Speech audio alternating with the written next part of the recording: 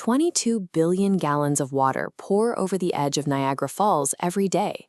That's 34,000 cubic feet rushing by every second. Photos taken during deep winters suggest all that movement stops. Images often show heavy snowbanks and massive icicle formations, leading many to assume the entire river has frozen solid. But the ice is only a shell. Beneath that frozen exterior, millions of liters of water continue to rush over the edge at full speed. Even with this constant motion, the river's power is more fragile than it appears. Twice in recorded history, the roar of the falls vanished completely, leaving the riverbed exposed and dry.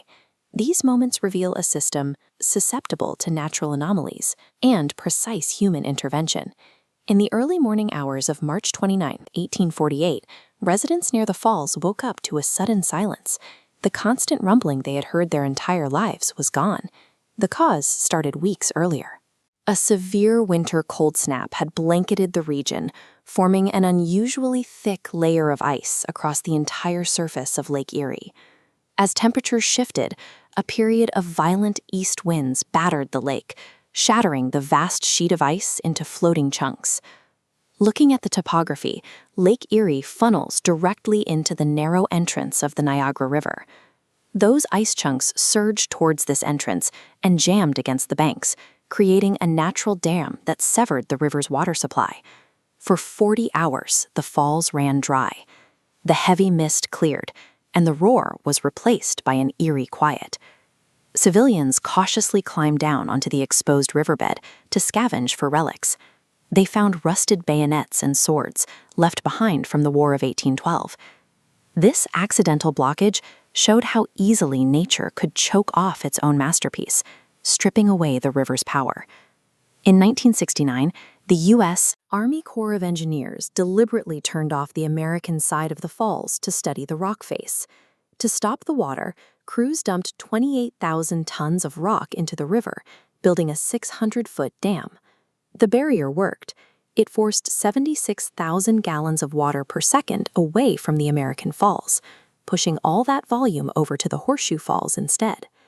With the water diverted, engineers had a clear view of the 11-story drop and the massive boulder piles that accumulated at the base over decades.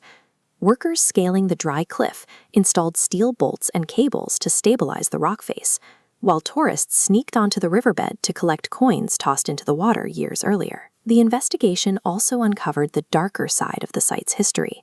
Search crews found 2 corpses hidden among the jagged rocks. By stopping the flow, the engineers proved they could pause the river at will, turning a natural wonder into a construction site. The Niagara River now moves through a landscape of constant regulation.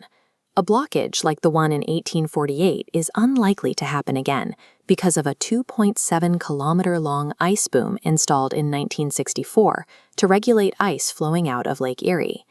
The river's volume is also adjusted daily. Water is diverted into alternate routes for hydroelectric power generation. During the winter months, 75% of the water flowing toward the precipice is siphoned off into these power grids. During the summer tourist season, 170 million liters per minute flow over the edge, but in winter, the flow is reduced to just half of that. Niagara Falls survives as a masterpiece of engineering, where the raw beauty of the water is balanced against a constant industrial demand for power.